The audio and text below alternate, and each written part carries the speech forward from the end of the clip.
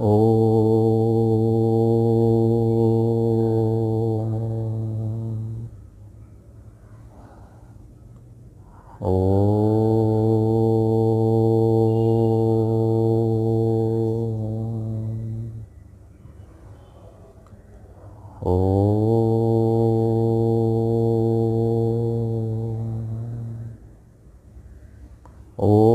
सहनाववतु सहनौ भुनक्तु सह वीर्यं करवावहै तेजस्विनावधीतमस्तु मा विद्विषावहै। ॐ शान्ति शान्ति शान्तिः।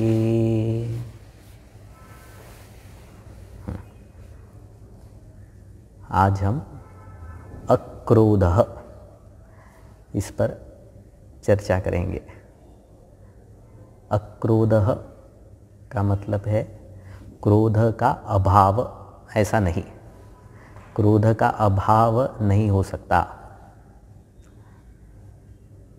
कोई अगर व्यक्ति हमारे मन के विरुद्ध बात कर रहा है, प्रतिकूल बात कर रहा है, हमको जो पसंद नहीं है, अपमानित ऐसी बात कर रहा है, तो स्वाभाविक तौर पे मन में क्रोध की उत्पत्ति होती है, क्रोधाकार वृत्ति बनेगी ही। अगर कोई हमारे संस्कारों के हिसाब से बात नहीं करता है, तो अक्रोध का मतलब क्रोध का आना, क्रोध का नहीं आना, ऐसा नहीं है। अक्रोध का मतलब क्या है कि सामने वाला अगर कठोर वचन भी मुझे कह रहा है और क्रोध की वृत्ति भी जब जागृत हो रही है, उस पर उस क्रोध को क्रिया में परिवर्तित नहीं होने देना, इसको कहते हैं अक्रोधः।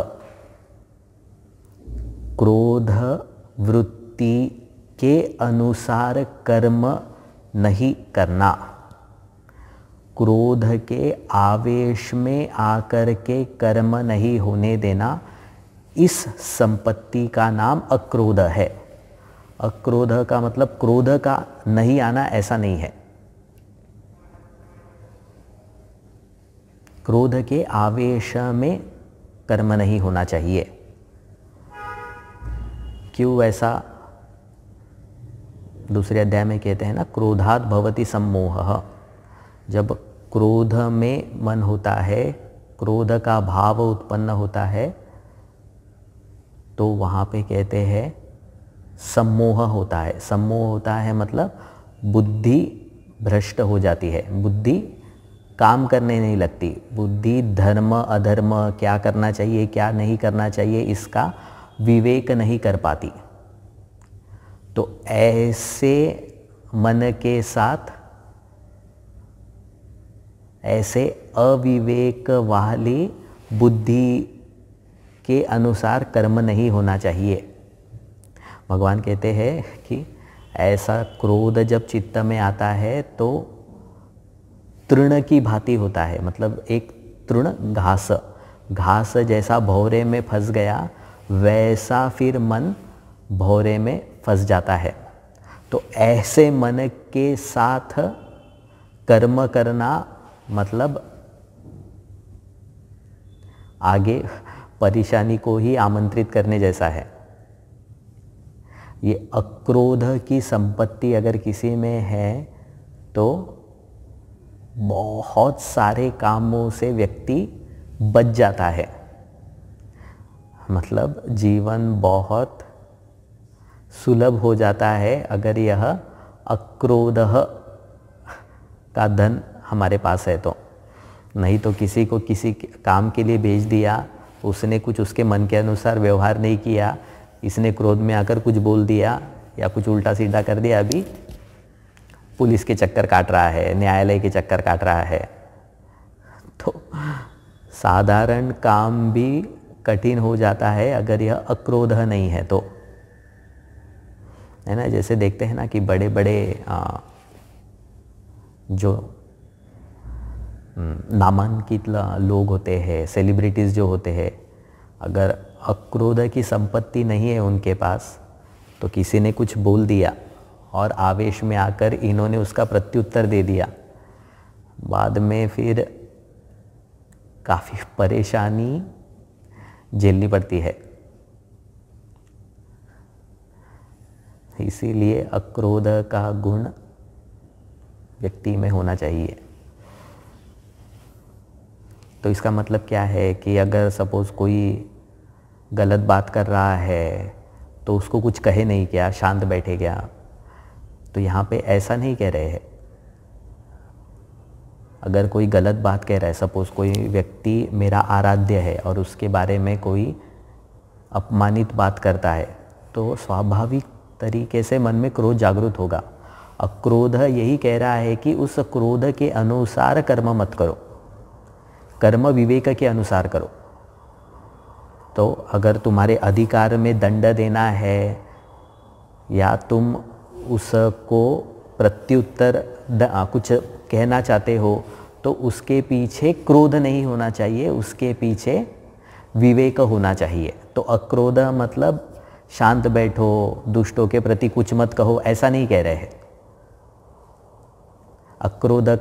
अक्रोध का मतलब है कि वेश में आकर के, क्रोधावेश में आकर के कर्म मत करो।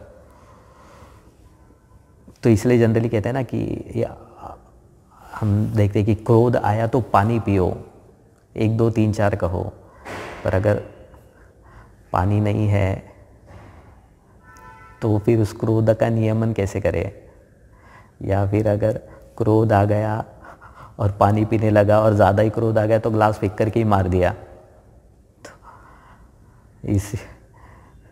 इसीलिए अक्रोध की संपत्ति फिर कैसे प्राप्त करें? तो ये जो नित्य साधना है, जप तप ध्यान, ये बहुत ज़रूरी हो जाती है। जब चित्त में क्रोध आता है तो अगर कोई व्यक्ति यह साधना नित्य रूप से कर रहा है तो उसे वह स्पेस मिलती है उस क्रोध से डील करने के लिए। तो उसके पास वह सामर्थ्य निर्माण होती है उस क्रोध को अभिव्यक्ति नहीं देने के लिए, उस क्रोध को क्रियान्वित नहीं करने के लिए। तो इसीलिए जो नित्य साधना करता है व्यक्ति, वह व्यक्ति कंपैरेटिवली शांत रहता है बाकी के लोगों से, असाधक से, जो कोई व्रत नहीं करता, जो किसी भी साधन को जीवन में धारण नहीं करता, किसी भी व्रत को जीवन में धारण नहीं करता।